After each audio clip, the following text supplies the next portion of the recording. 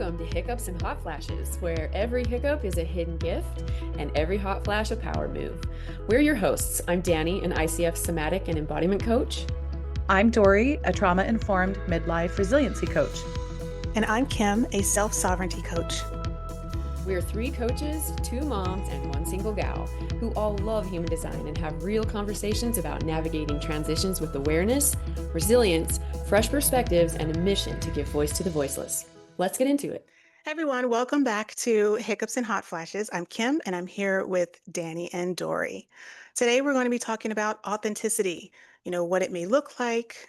Is it a one and done kind of deal or this continuous journey? And how does conditioning and programming interfere? So let's begin our conversation with a definition. Okay, so psychology today describes authenticity as an alignment between our inner experiences and our outward expression. It's living and acting in sync with our core values, our beliefs, and our true self, rather than according to external pressures or expectations. So in human design, I'm going to bring that up because it's important. In human design, authenticity is about living according to your energetic blueprint. It's living life as your most authentic self by following your strategy and authority, rather than, again, through conditioned external influences or societal expectations. And I also want to add that authenticity is about making choices that honor your core, the core of who you are, even when it's challenging or your opinion is kind of unpopular. And so we've all kind of heard people say or write, unpopular opinion because what their perception or thought is different than the masses or whoever's talking. So in hearing all of that, would you agree? Like how might either of you kind of describe authenticity? What would quote being authentic look like to you?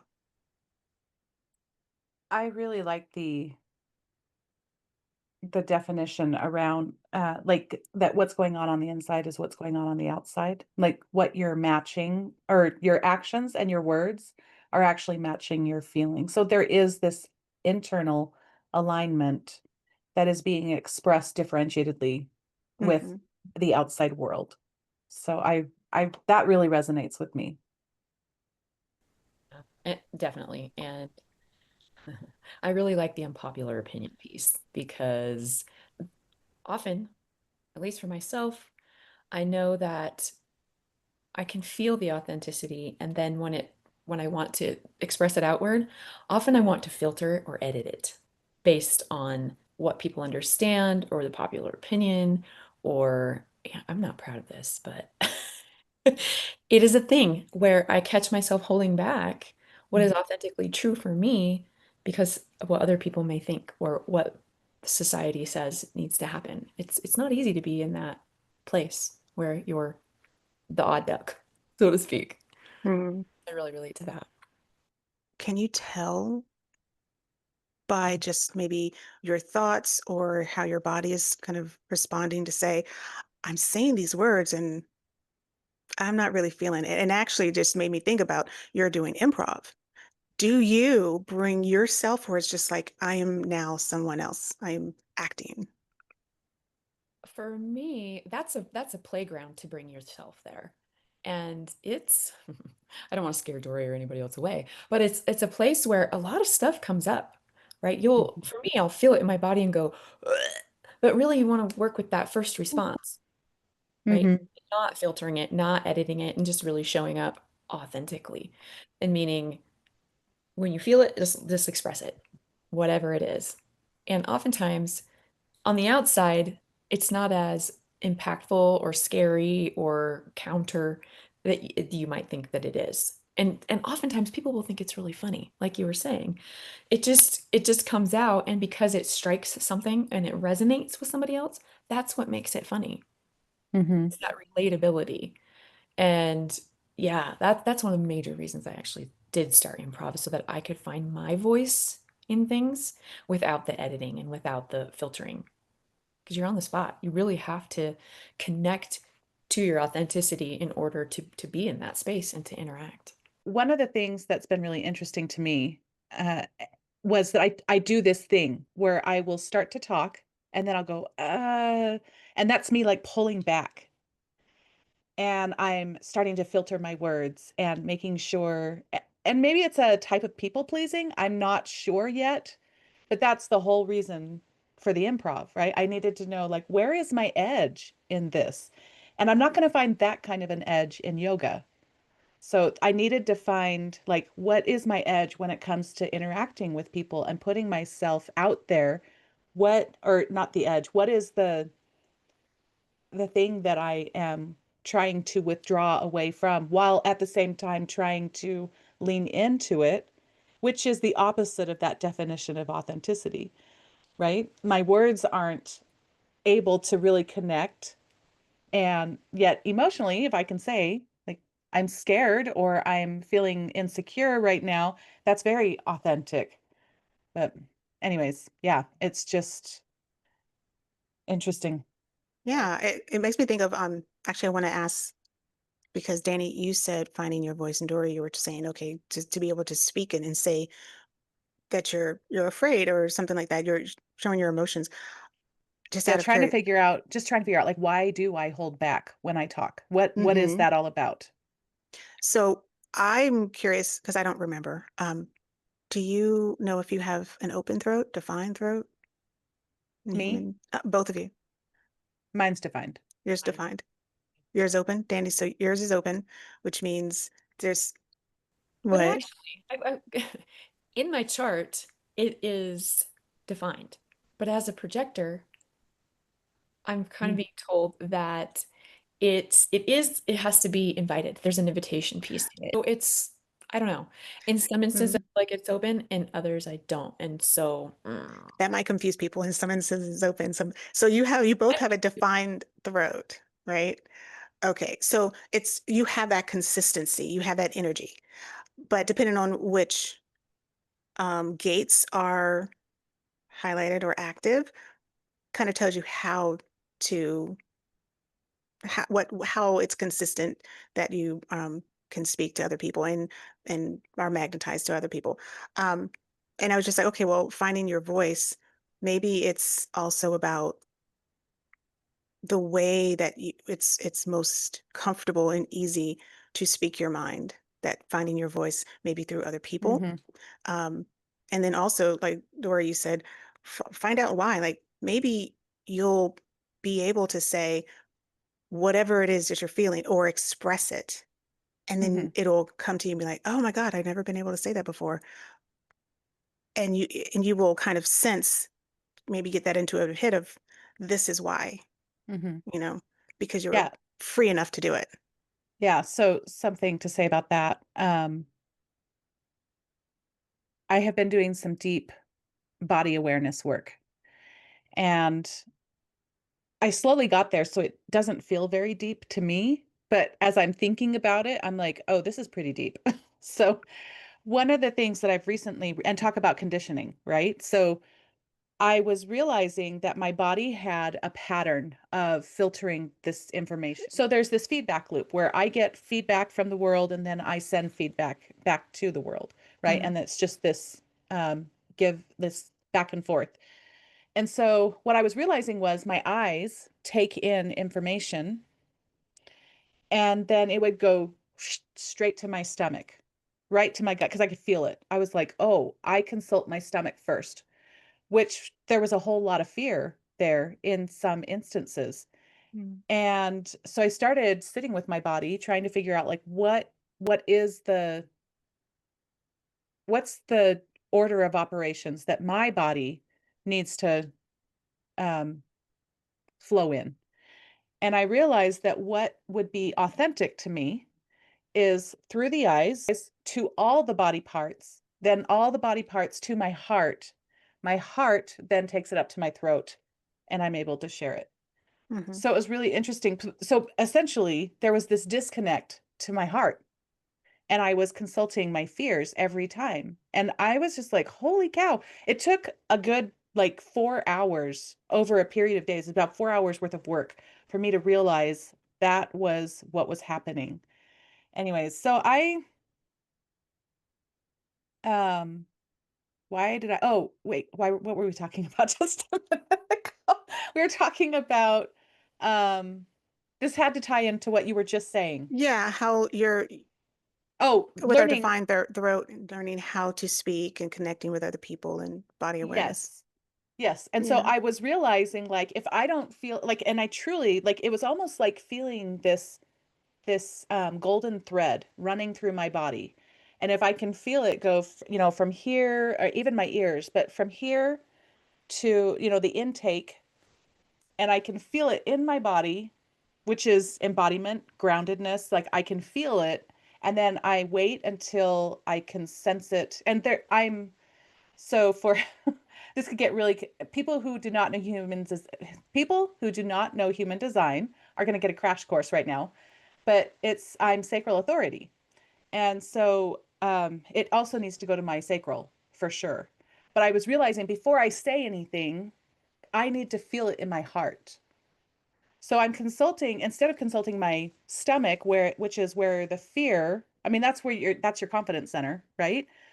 But Your spleen hold this the spleen center holds your fears and your mhm. primal Yeah. Well, intuition, stuff this like that. is this is like smack dab my gut, my Your gut, stomach, your sacral, yeah. I can Hmm. no, no, no, no, not the sacral. It is like the solar plexus. Like Oh, the emotional part. Okay, yeah. I Yeah, yeah. can feel it. It is like it gets tense.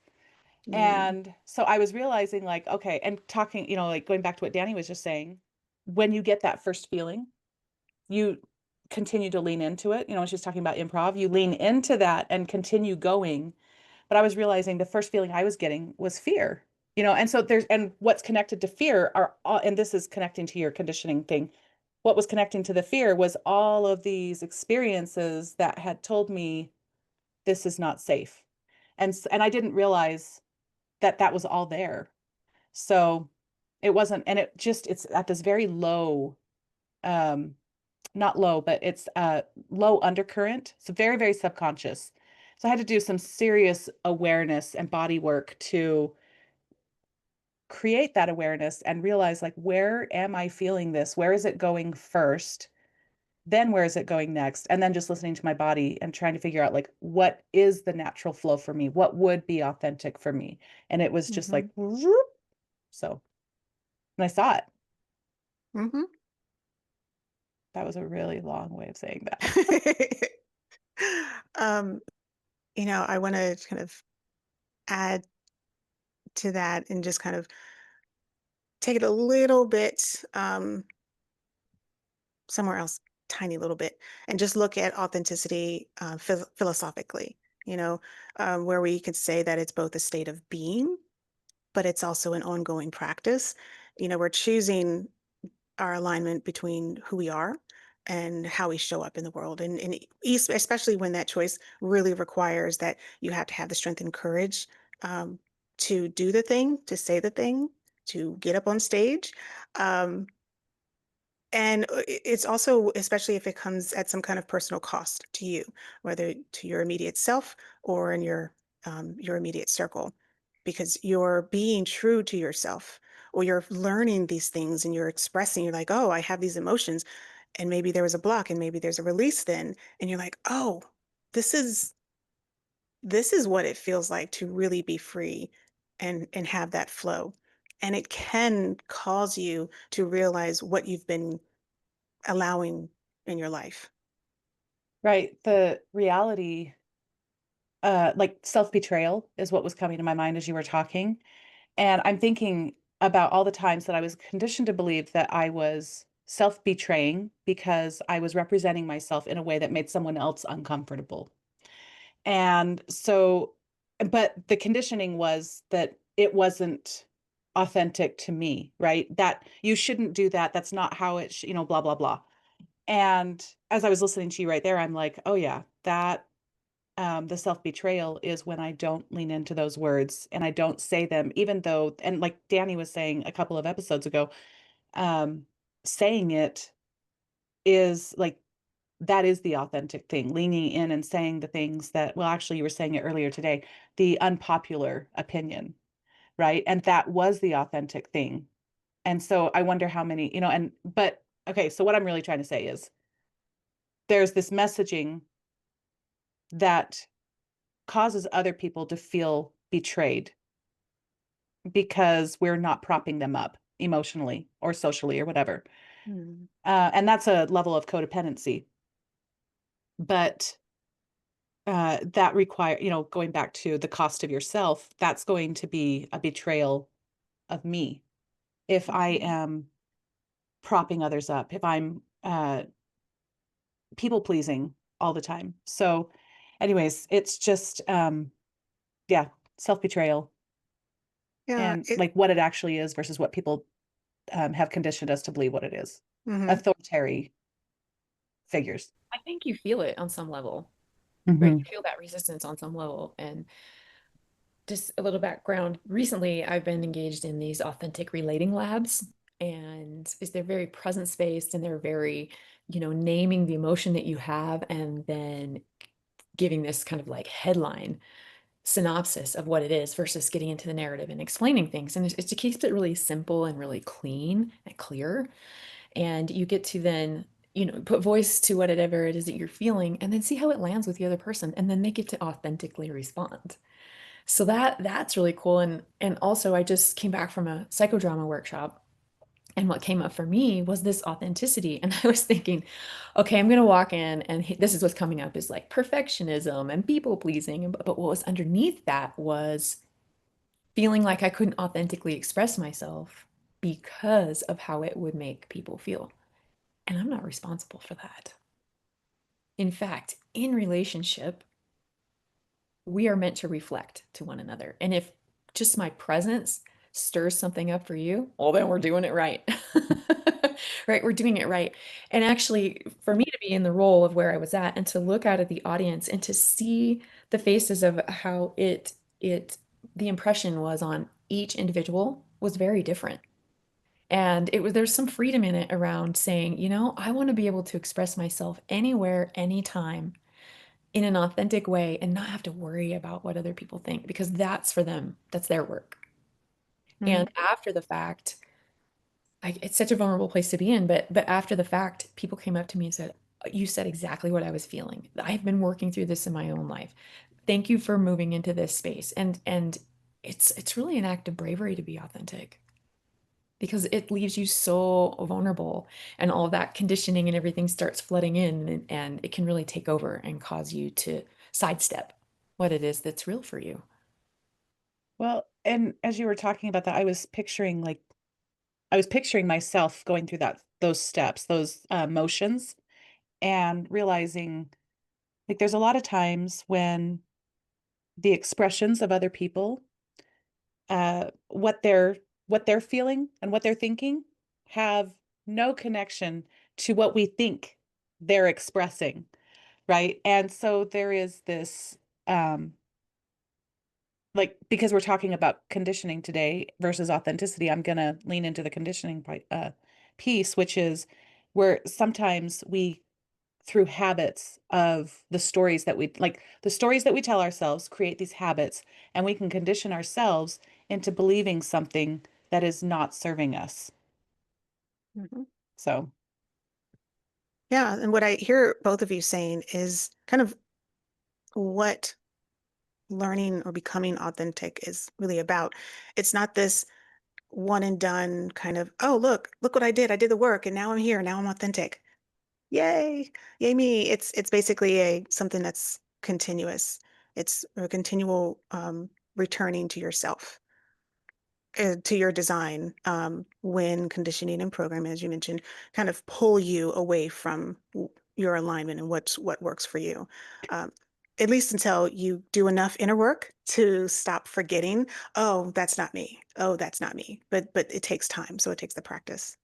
well, and also like going back to yourself, like returning back to yourself without sucking anybody else into it with you. Hmm. So, That's an important piece of the puzzle is mhm. to take that time away from other people's energy to really lean into what is you, because I don't know about the two of you, but I have this, I'm like a sponge and I can suck up all kinds of different energies throughout the day and interpret them as they're mine. And so there has to be this clearing space for me to return again to what is true for me and what I'm really feeling. There's so many times that I'm like, that actually wasn't mine. And I've been carrying it around and I've been operating from it and making decisions. And no wonder that it feels hard. It feels choppy and resistant. There's no flow to that. This doesn't belong to me. Yeah, I can't say this for anybody else because I don't know. I'm not anybody else. But for me, I I have a frequency that I know is my baseline. And so when it comes to like that returning to myself, that's what I return to. Like I return to that frequency and I know what I need to do in order to regulate and um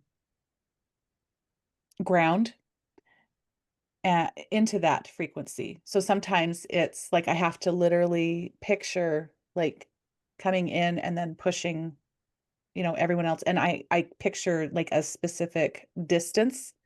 I realize there's a buffering there between me and the world and or me and the person, whatever. Um, how far do I need to zoom out? But also like what do I need to hum? Do I need to breathe? Do I need to meditate? Anyways, what is it that I need to do? Do I need to go for a walk? Do I need to go grab a sledgehammer and knock out a wall? I don't know. But I just need to get back to that frequency and it's mine and mine alone. And I'm the only one that can uh, claim sovereignty over it. Hmm. And I can't expect anybody else to hold space. I I I appreciate people who can hold space for me to find it, but it is no one else's job to claim it for me. Yeah. I'm glad you mentioned that. Actually, we're going to talk about what to do to get back into that alignment, to get back to ourselves, kind of like in practice, um, kind of a little bit later. But that kind of everything that you're saying is brings me to a question, curiosity, really. So I'm going to ask you this question, and I'm going to give you a minute to really think about it. Um, how has your understanding of authenticity evolved with age? So while you're thinking about that, I want to say that I do recognize that authenticity looks different with age, and it really depends on, you know, where you are, how you grew up, who's around you. There's a lot of different things. But that said, I would, for this, I don't want you to consider your adolescence years. So like 12 to 18 or something like that, or preteen, things like that. Because at that age, you're still pretty malleable. And, we're always asking, okay, who do I want to be when I grow up? Or, you know, we're either asking ourselves that or someone is saying, okay, who do you want to be? What do you want to do? And they may be answering that or thinking about that because they're still looking around, observing people and comparing themselves, um, while still becoming more and more conditioned. Learning, definitely, but being conditioned. So maybe this question of has how has your understanding of authenticity evolved with age could start with our young adult.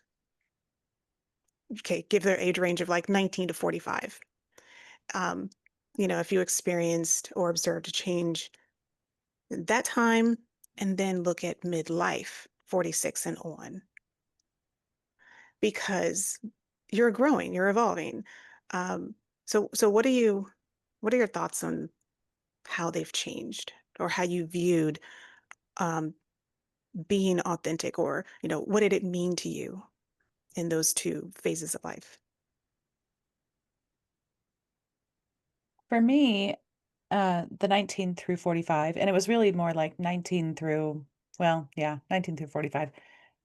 That was all about trying to figure out like the meaning that I was putting on things. Because there was the meaning that I was conditioned to believe. And then I started, when I started adulting and creating a life of my own, there was this period of time where I realized what this has been for me is not actually what it is for me. I'm realizing this is what it was for this person, who, fill in the blank of who that person was, or this community, because schools and friends, and they all influence the way that I have, the way that I engaged with life. But when I became an adult and started making decisions for myself and all of a sudden had to be responsible for little people too, the meaning that I put on life was really important, like really, really important.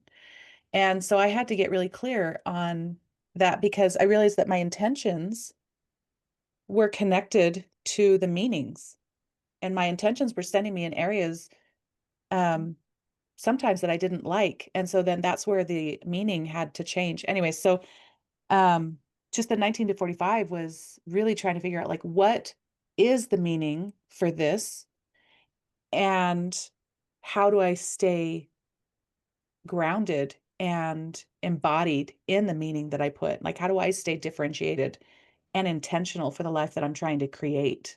Mhm. So that was up to 45. Beyond, it's been learning to trust my body because I was very disconnected from my body. I was very much in my head up until about 45. And now it's been learning to really trust. And all of this information, regardless of whether it's connected to me, well, I shouldn't say connected to me or not, but whether it's connected to my mind or connected to my body, each one of those experiences of learning to understand me is building confidence. It's building that trust, which increases a person's self-esteem. Um, Self-esteem, the hallmarks of self-esteem are being able to understand and trust your own mind. I shouldn't say understand your own mind, but being able to trust your own mind and knowing that you are worthy of happiness. And sometimes we can trust our mind, or sometimes we know the thoughts that we have, and we know that's going to lead us to where we want to go. And that is our happy, like that's going to connect us to our happiness. But then you have all of these trolls along the way that might, if we aren't leaning and entrusting ourselves enough, will, what's the word I'm looking for? I want to say kowtow, but um, you know, To other people's yeah, opinions and thoughts. Yeah, so that I makes can't think of the sense. right word. It's driving me crazy. I But think yeah. I relate to that, and that is that piece of abdicating. Hmm. And I think for me, well, I know for me, between 19 and about 40-ish, I had bought into the idea of that I was obligated and responsible and I needed to toe the line and I was very much in survival mode. And just in the place that I grew up I was very much, I did not know that at the time, but it was not in service of me. I was not in agreement with it. It was not authentic for me, but I just kept trying to push and push because this is what you do. This is how you do it. You know, you have kids, you raise kids, these are the things that you do. And I was miserable, miserable for so much of the time. And I caught myself really in sometimes these really desperate places, like being locked in the bathroom, just crying, crying, so that I could offset this energy and then just pull my big girl panties and show back up for what I've created here. And I would exist kind of in between the spaces and very much develop this habit of hiding who I was. Because if someone found out, I mean, it almost felt like I would be tortured. It almost felt like I would just be like burned at the stake because you don't be like that. And you've made these choices. And so you don't have that option anymore. And so that felt really, really heavy. But then about 40-ish, I started to go, wait a minute. And this is when more like when my kids were starting to grow up and leave and do their things. And it's almost like I started over at like 18, started to reconnect with myself and who I really was. I remember sitting in my basement in this giant house with just me and the dog, and I'm sitting there and I'm thinking to myself, I don't even know what I want to eat without well, so-and-so doesn't like onions and da da da da da da. You know what I mean? Like for me, myself, I really had no concept of what I wanted or what I needed or what was really true for me. And taking the space to just reconnect with that took a hot minute. It took a hot Mhm. minute. And I can look back now and go, oh, I mean, I wish I could just hold that younger person of mine and let them know that really stepping into the authentic place probably would have been better for everyone. But I know now. I know now. And so this has been a really fun journey to get to know myself and to put kind of boundaries in place around things that are important to me. It's shifted my family dynamic, and so many people are not happy with me. And I care deeply, but I also know that I have to fill my cup first before I am viable to and for anybody else. So it's been hard. It's been pretty rough. There's been a lot of self-criticism, self-denial, and also rebirth and stepping into like, oh, this feels really good. And seeing Mhm. that does ripple out in really beautiful ways. I I love have, that. yeah, I have to say, what you just said reminded me of Sex in the City. Samantha, she's, and I think a lot of people, if you watch it, you know this clip. She says, "I love you, but I love me more."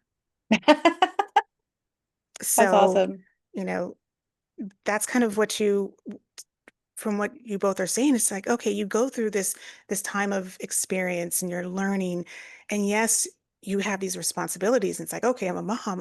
I'm first, I'm not a mom, and now I am a mom, and I have these little humans, and you're thinking about them first. Everything is about them, while you're still kind of trickling. Well, what about me? What about me?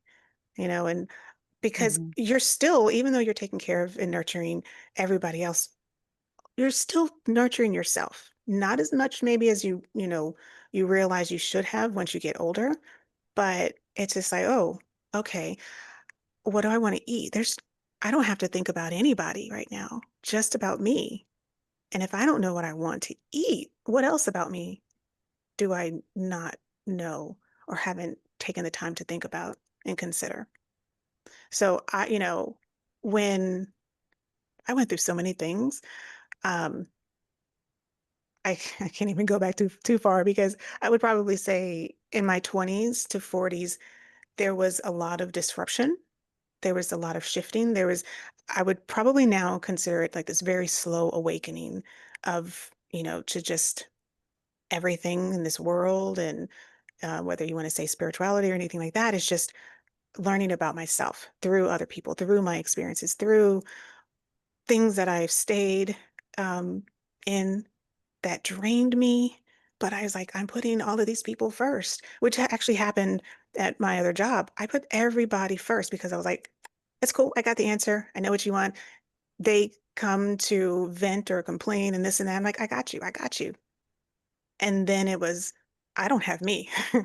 This is Mhm. this is too much. And so from 20s to 40s, it was a very long learning curve, to just understand, okay, what is it that I want? I think I hit a wall sort of to say, all right, stop putting everyone first. Think about what you want, because you're not going to get it right now, but you need to think about this for the future. Um, and so that took me, I would say, a good 10 to 15 years Mhm. to really get there.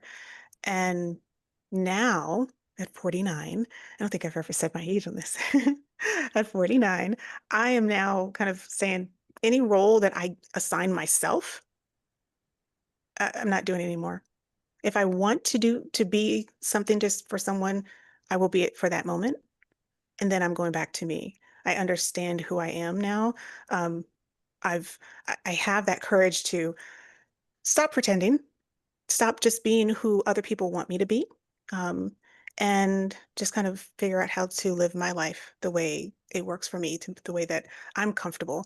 And I definitely can say, because of human design, which I tell everybody, learning about my profile was a game changer.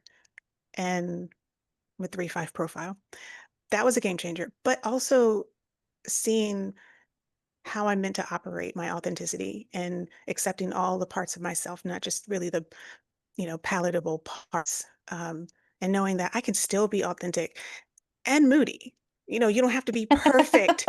You don't have to be perfect and nice and sweet. And like when people say, "Oh, I'm spiritual or sort of spiritual," and they feel like if they can't really emote, they can't really express themselves Hmm. because they have to maintain. Well, you're still performing, you're still putting that out there. You're wearing Right. that mask.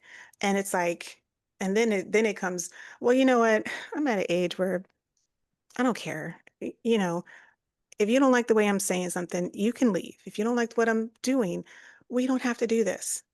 We can talk, we can work it out, but there's less people pleasing. There's less about I got to do something for my reputation because they see me as this way. Now I have to meet their expectation. That's just more work. Yeah, I want to go back to what you were I love all of this and I'm loving this conversation because this um you know,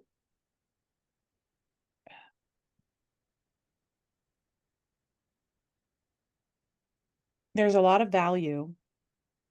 I love this conversation because there's a lot of value in just talking about what was, right? Talking about the reality of what really happened and not sugarcoating it, not eulogizing it. I just learned a word the other day, which is hagiography, which is basically I know it's a funky word, but it's where you take a figure, usually it's a historical figure of significance, and you only share the good. And you don't share anything um, about the bad that happened.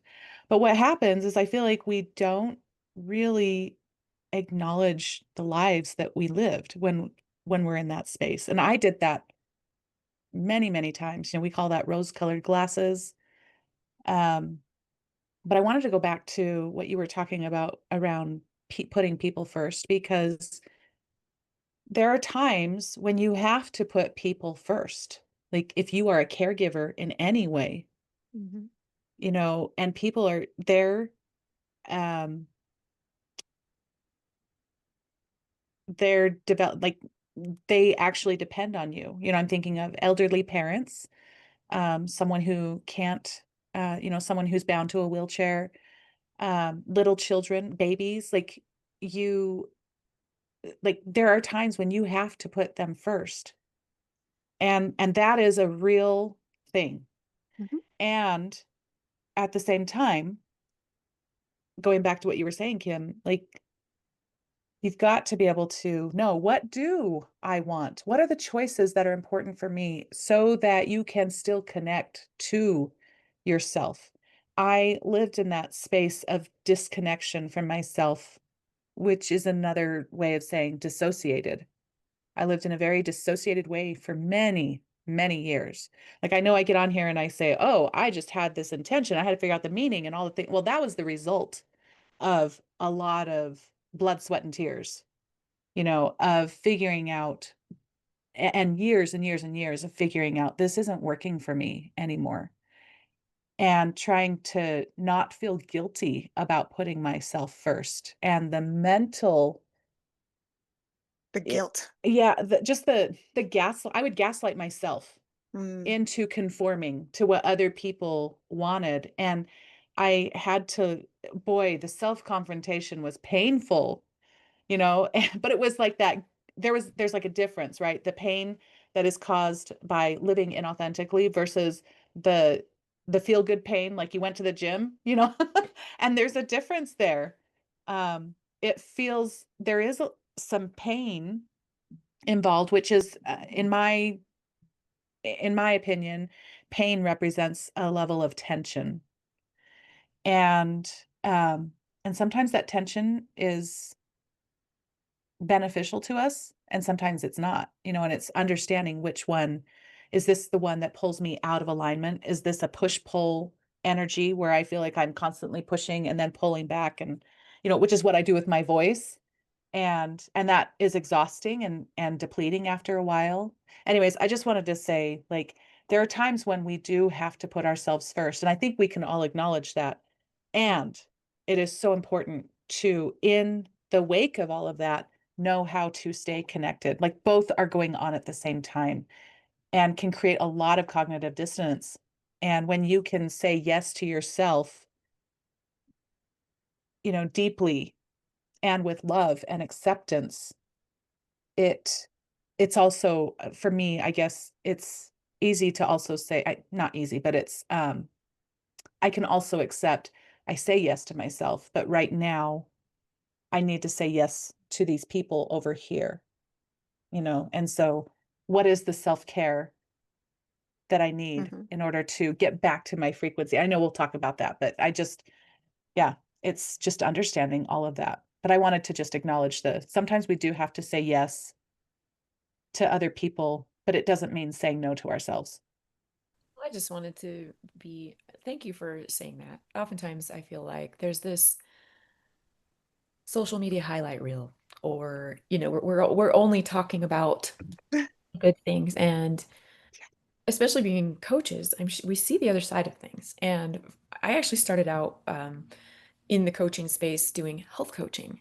And it was this like, okay, can you give me this quick fix? Can you create a meal plan? What's the hack? What's the, and a lot of times they ask you to niche down. And I'm like, oh, okay, I want to work with women. Very quickly, it became clear to me that women were tough because everybody else comes first. And I so often wanted to scream like, well, this is the reason why you can't get anywhere. You're not giving yourself any freaking priority, right? And myself included, like it's like I came from that space. So it's not like I'm looking in going, "Oh, what is your problem? You're so strange."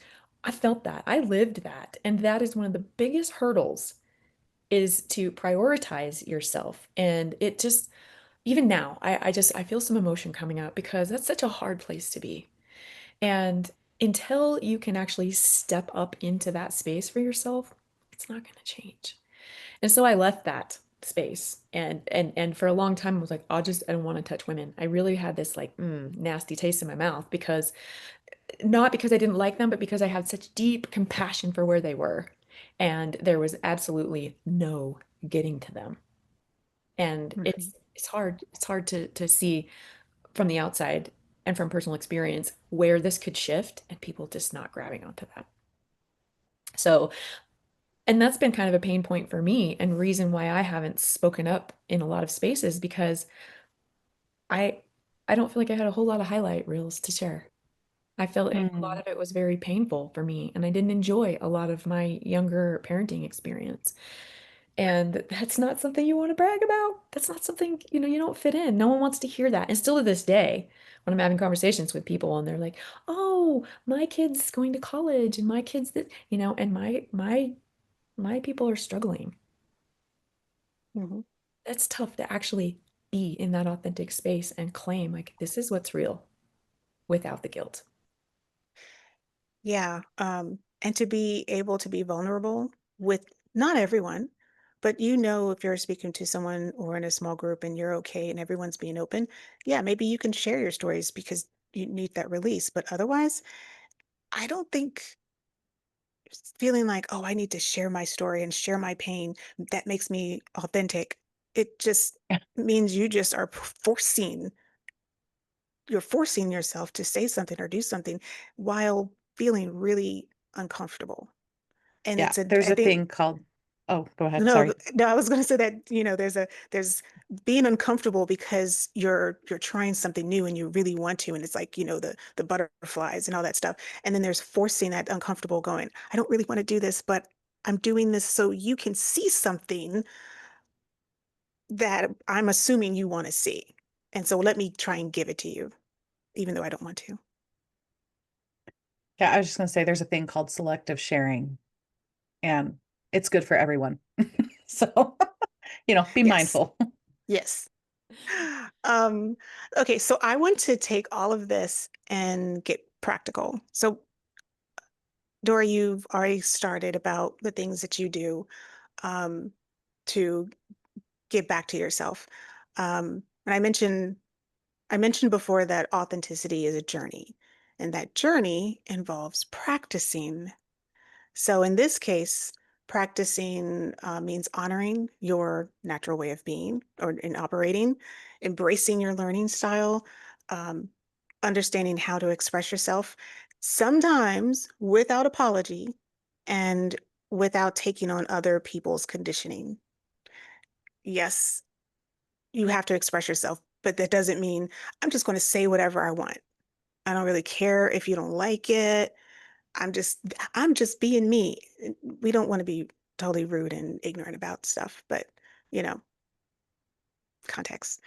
And I know that a few weeks ago we were talking about having a conversation about performative confidence, and I mentioned how I was aware when I was being performative, and also knowing that I can stop. So along those similar lines, um, I'm curious how how did you discover whether or not you were being true to yourself?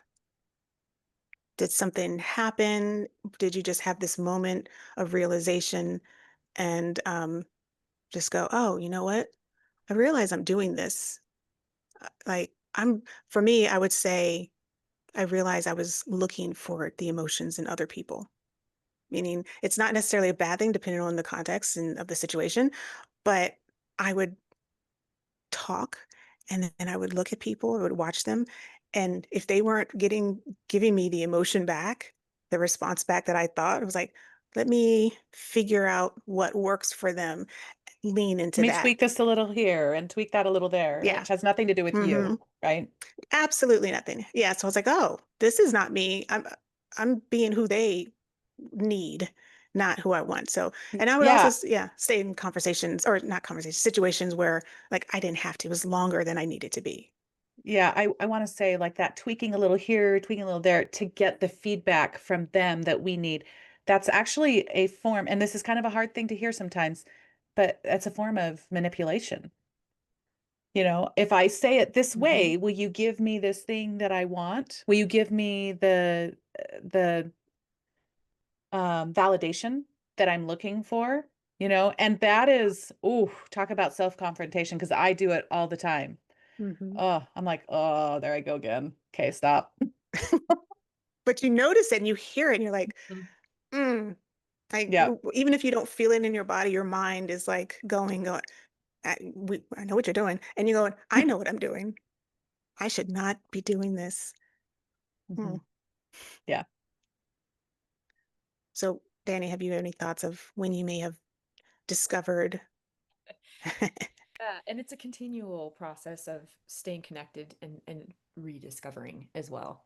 Because it becomes such a habitual pattern, at least for me, I have habituated some of these things and to survive really in the world. And I have to acknowledge that that was created in a space and time where it was necessary.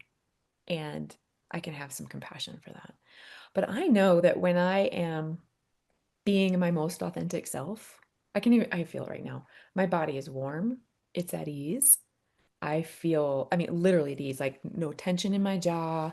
There's this place in my back that always says, "Hey girl, you're not doing the thing, right?" And I discovered in this psychodrama workshop this twitch in my eye. When I'm not being authentic, it starts to twitch. And I'm like, oh, well, that's convenient. I'm not having a stroke. Right? Good. It's a telltale sign for me, I've come to discover. But Your it eye is just helping a girl out. yeah, yeah, exactly. It's like, hi, hi, hi, hi. Um, but I feel really good. I feel at ease. I feel like I belong. I feel like there's a flow. I feel open. And I feel sort of a wholeness. I don't feel like I'm Hmm. trying to figure things out and I don't feel like it's so heavy. I just feel, and I can engage with people better. And I also, my breath becomes, expansive and contracted like it's supposed to. It gives and receives instead of like, just like, shuts down. And Hmm. so without having to overthink it, that's what comes up for me. And that's how I slowly have discovered is through my body. I'm a very sensory, body oriented person. And many, many, many times that conditioning for me has said, no, you have to figure it out. What's going on with your body? Like, that's weird. Don't do that. That's weird stuff. you need to take medication for those things. And really that's been my foundation. And the more I lean into it and the more I really listen to it, the more it speaks to me. Mhm. Isn't that interesting that we have gotten to a point where, I mean, because really what you're talking about is your nervous system is regulating. It's regulated, right? And we've gotten to this point where we need this substance, choose this, substance of choice. It doesn't have to be a medication. It can be, um, it can be like getting validation from other people, right? And that could regulate my nervous system. And I just think that's interesting that our nervous systems are going to need us to do things that look a little unconventional. And yet we have like the thought that I don't want to project this on to, whatever, the big people out there, but it's like we have these systems set in place so that, well, I don't know if I should even say this. um, I don't want to get into this, but what I'm trying to say is I find it interesting that we live in this society where we need to look regulated, but we don't actually do the things for our body to release so that we would be regulated. And those things do look a little funky, like it just, I don't know if anyone's ever tried ecstatic dancing, but that's like one of the most you have. Yeah, it's awesome. I Of course love she it. has. Yeah. And it doesn't look, if you are with people who do it, that's fine. But it does, I mean, it would look like some tribal council that was together having a party or something, but it is so, it's interesting to learn how does my body need to move in order to release? Like, how high do I need to lift my arm to just like let something out? And it's just learn, and that kind of goes back to what we've been talking about, holding space for ourselves and just being okay with, I don't care what other people think, Well, Mhm. I'd so love to add to that too, because I'm one of those people that's like the best thing that feels like a yeah. shaking and making sounds, and people are like, "What is happening?" I'm like, "Join me." But that brings me to what my point is. What like Oh, ecstatic? sorry, I thought you were done. No, ecstatic dancing is also co-regulation. Oh yeah, that's true.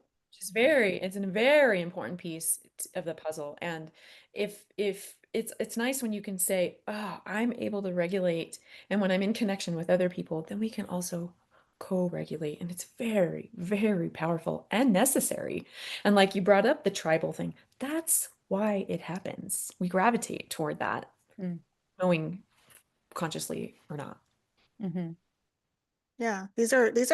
And I was going to ask about if you've ever practiced being authentic and like what are some ways to do that. So yeah, this ecstatic dancing, ecstatic. ecstatic, no, ecstatic dancing. I knew that. You Um, you see kids do it all the time. Like people do it and kids are always right. authentic, right? They do Hmm. it all the time. And so it's just interesting when you get And together we with a look at bunch them of and like, what are adults. they kind of doing all this little fluffy Yeah. stuff? Yeah. Hmm. And when we get older, we try and like, no, we can't look Hmm. silly. We can't do that. Hmm. And then when you do that, when you do the thing, it's like, oh, actually, when you're around your people and you're all doing the silly thing, it's not so silly. And you realize this actually works. You Hmm. know what? I'm gonna let my kids do whatever they want. Dance around, look silly. Yeah. So, oh my gosh, what is the Sandra Bullock? What's the movie with Ryan Reynolds? Um, The Proposal? the proposal. Love that Yeah. movie. Yeah. So you remember her around the fire? Yes. That's ecstatic dancing. Yeah. Oh, Yes. into that felt To the so good. window, to the Yeah. wall. Just I won't say it, but maybe I'll Yeah. stick in a little clip. But yeah, that whole thing, love that. Hmm. Hmm. And that was actually when she was just like, okay, that was when it was letting it go because it was bubbling up, Yeah. and that was a release. Yeah. Mm, Mission for this, for adults to come into this kind of space. yeah. Yeah, absolutely. Like with clowning and improv and ecstatic dance and psychodrama, I'm like, yes, yes. Once you Yeah. taste it, you're Hmm. like, oh, that's nice. It's funny, when you said that, I was just thinking that's, I think a lot of people really need to find what kind of scares them so they can just do that thing and know what overcoming that fear really is. And it doesn't matter what it is. If you're afraid of public speaking, stage fright. Number uh, one fear. It I'm actually is. I'm not a fan of it. I learned that I have stage fright and I don't need to be on a stage. That was brand new to me. It could even Um, be as simple as trying a new recipe, yeah, like, you oh, I can't know? cook. Just try it. And that's it's like, oh, you know what? I built it up in my head. I built up what from what other people said, what I assumed, the expectations, and I just said, oh no, I can't do it, or oh no, it's not me. And then you realize, actually, I can. It's not perfect, but it's me, and I've gotten over that hump. So I like that thing. Um, have you ever actually practiced being authentic though? Like Well, saying, how people stand in front of the mirror and go, my name, they're introducing themselves. I don't know. hold on to that question for a second because I want to say something to what we're talking about. Um, and it kind of answers your question, but not. You were asking like, how did we know? Hmm. Right? How did we know? And for me, it was when I had the proper support in place. It was not something being authentic was not something that I could do on my own. It just wasn't. Mm, And I think because, and it makes sense to me, I don't know if it's for everybody, but for me, it is because I'm constantly leaning into my discomfort. There's this growth piece that happens. And if I don't lean into it, then I start to feel inauthentic and I start to feel like I'm conforming to other and people pleasing and all those kinds of things. So it's having the right support in place. And there's this like boundary that I have, I guess, that my support system is filled with people. And this is for my authentic self because I struggle with this sometimes.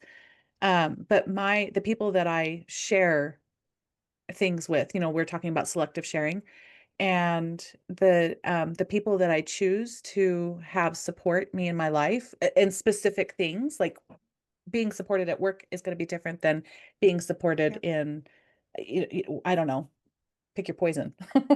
But um, I needed to find someone who, and it's interesting how they always just flow into my life when I need them. But I needed to find people who hold space long enough for me to learn how to consistently hold space for myself. So, therefore, it was someone who had been there and done that.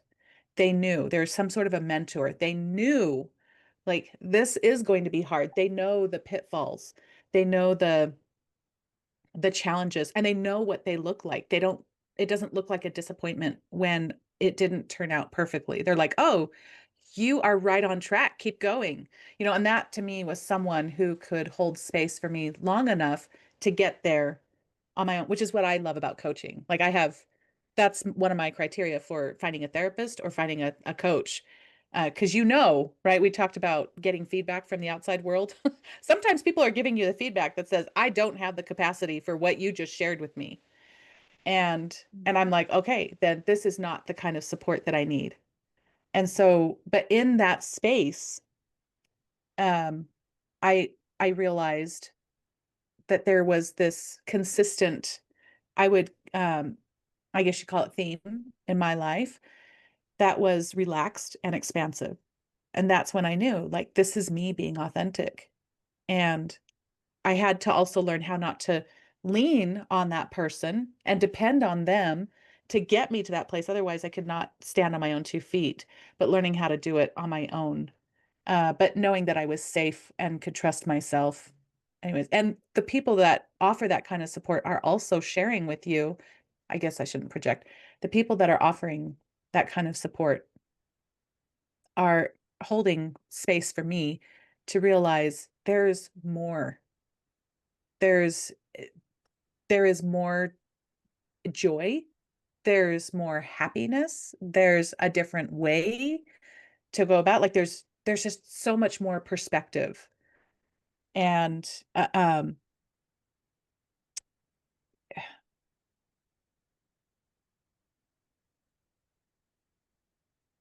I'm trying to think, like, connection, that's the word. There's so many other ways to connect with people authentically, and I typically end up seeing that, like you were saying, you're looking at other people, seeing how they're doing things. Um, and I can either shrink because I can see that they are uncomfortable with how it's going, or I can sit with someone who's like, I can handle it. I'm here for it. Go ahead. Kick and scream. I'm good. Yeah, I have nothing to add. Nothing Yeah, to add to that. I want to say some thoughts that came up when you said, "Do you practice being authentic?" And Dory said that it happens. I'm not sure exact words, but that it happens in relationship. Because I'm thinking, oh, do I practice? Like, I wouldn't sit in the mirror and go, oh, that doesn't, that feels performative to me. That feels like, oh, I'm checking out what I look like so that I can filter and edit it out in the real world. And for me, when I'm in a relationship or when I'm out and about or whatever, and there's something that I can be in response to, my authenticity comes about in the space of how I feel, not what I think. Often what I think is the place of conditioning and the filter and all of that other stuff. But it's in that moment of like the moment of truth, if you will. It hits, I feel it, and I go, I either step into authenticity or I step out of it. And it's really in that moment. So that's how I practice it. I can set an intention, like today I'm going to really practice letting my authenticity be expressed. That would be how I would practice authenticity. And in the moments that I'm by myself or whatever, do the things that feel good for me. Like there's dishes or there's a book. Book, right? There's this task or whatever this is that feels best. Well, that would be more authentic to me. Mhm, So that's how I would mhm. approach practicing authenticity. Just being really connected to it in the moments. Sometimes you have to step in as if. I'm going to Yes. step in as if, right? And that's where, and I do think there is those moments where you stand in front of the mirror and you're like, okay, it, how am I coming off to people? Because I know what I think and feel is that actually what I'm doing. And I think, you know, in high school, I was a gymnast, and I remember watching, seeing pictures and video. And well, actually, it's not true with the gymnast. I didn't have video, but I saw pictures. And I remember seeing my form and going, oh, hmm. But there are times when I've seen video of myself and I'm like, oh, I had no idea that's what I was looking like. And also, there are times when you have a level of authenticity that you don't know about. I remember I was with a group of women one time. I'd gone to some sort of a retreat, and I had walked into the room and they all said something like we'd been together for I think about 3 days at this point. And I gotta remember how they were like, "Dory, you are so graceful." And you have to know, like for me, I feel like a big bowling ball walking into the room. Here I am. Hey. That's how I feel. But when no one's watching and I'm just in my own, I'm just in the flow of what I'm doing, they were like, "You're super graceful." And I was like, "What? No, I'm not." And one of them got up and modeled it for me. They were like, "Let me show you what you look like." And I was like, "I really do that?" And I realized like that's what people see and that's how I'm operating without even trying. And that's also a level of authenticity. And it kind of gave me this um sense of like confidence, like, okay, I understand why I feel the way I feel about the way I want to step into things. I understand that better, but I had no idea that's actually what I was doing, and we do what we do because of who we are. So, Mhm. I love that you bring that up because that's the basis of clown, where you like there's exercises where you pair up and you copy the other person and they get to see it. And there's a lot of that awareness, like, whoa, I don't do that. I'm like, well, actually you do. And it's just automatically expressed because of who you are. And again, like Mhm. the acting as if, I don't know if you've seen Amy Cuddy, but she talks about standing in the power poses and creating the Yep. confidence, right? So Grey's it Anatomy. works. It works both ways. It really can. So yeah, there is some validity to acting as if, totally. I mean, I'm saying I wouldn't say that in the mirror because I myself would be performative. I would be trying to fix what it is that I'm seeing and trying to portray it in a different way than that is actually authentic for me. Yeah, I remember hearing one time, like, um, connect to the energy that you're wanting to, like, match the energy that you want to hold space for. And so one of the things that I used to do, I still do it, but I think it's more automatic now, but I would consciously stand in a doorway, observe the room, figure out what is it that I'm holding space for when I step in, and I would do it, and then I would walk in, and I would just like, okay. And so there was like this real intention behind it. And I did it for me because that kind of goes back to my frequency. And um because I know my frequency, I was able to realize, like, what is it that I need to adjust to match my own frequency so that I stay connected to that when I walk in the room rather than trying to get everyone else to believe something and, blah, blah, blah. But what was interesting was that I started getting feedback from people like, "Oh, you seem so calm. You seem so relaxed. You seem," and I was like, "They're total," and I wasn't asking for it, but they were feeding back to me what I was intentionally putting out. And I thought that was really, I learned a big lesson there that what we do put out there really does, people sense it. So yeah. Anyways, authenticity. That doesn't really answer your question, but that was a big one. No, no, it does. I mean, it kind of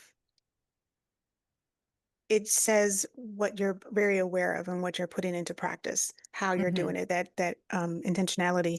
Um, Muscle memory. yeah, yeah. Yeah. So before we end today, I have one final question for you all. And we've talked about it, we've touched on it. So I don't know if there's something else that specific that you want to add to it.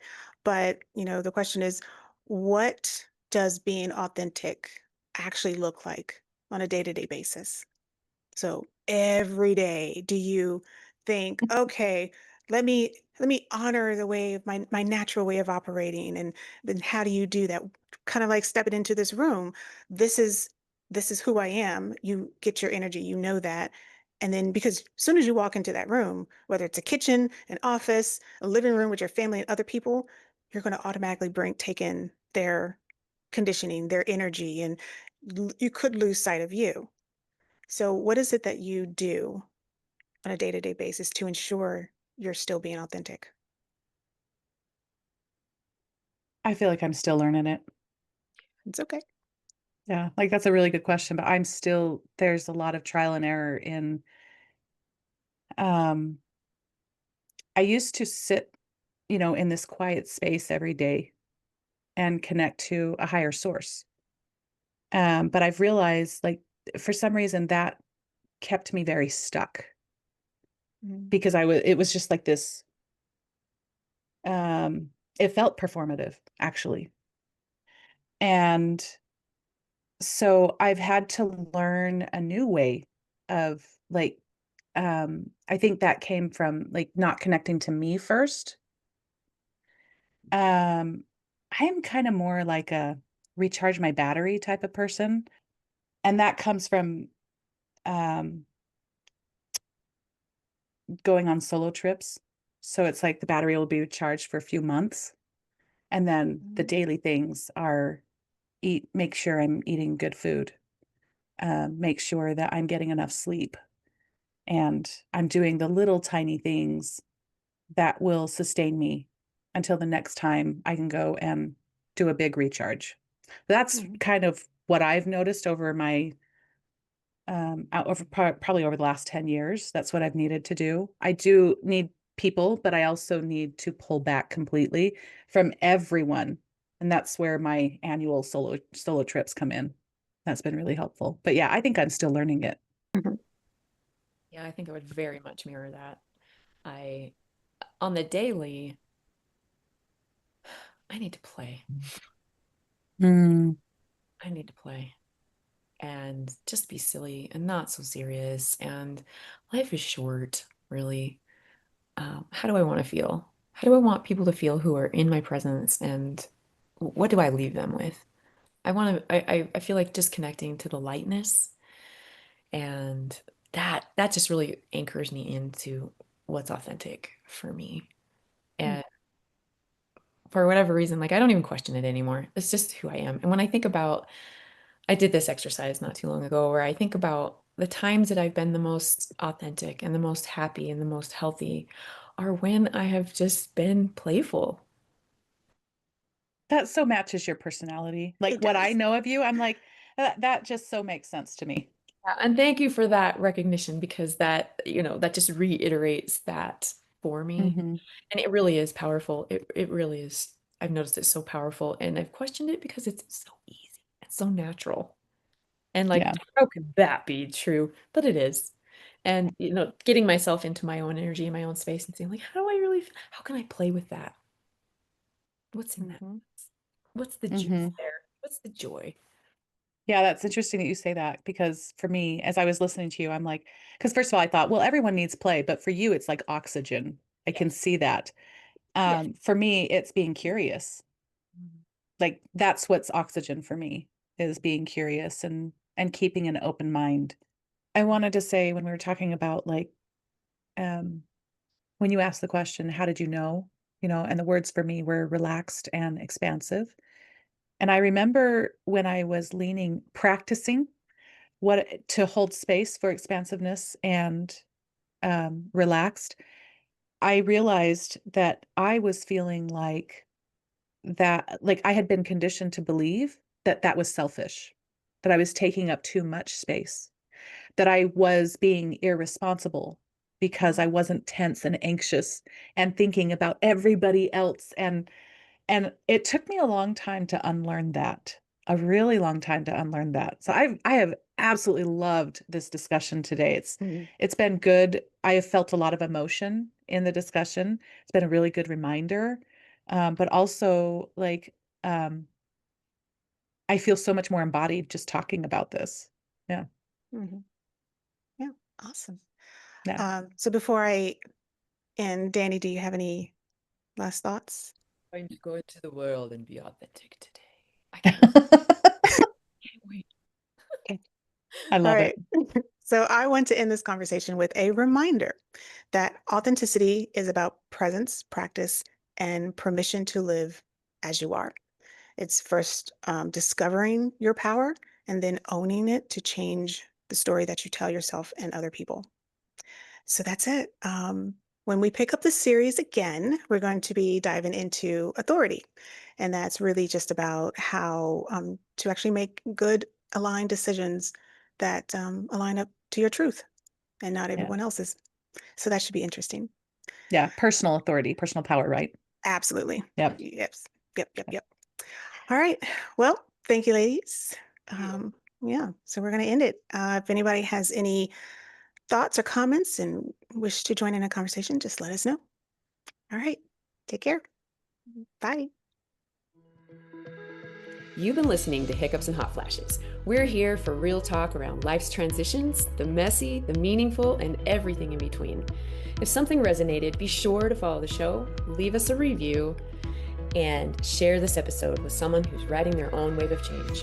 Got a question, comment, or topic you'd love us to explore? Send us an email anytime at hello.hhpodcast@gmail.com. Until next time, trust the hiccups, own the hot flashes, and keep showing up for the magic in the middle.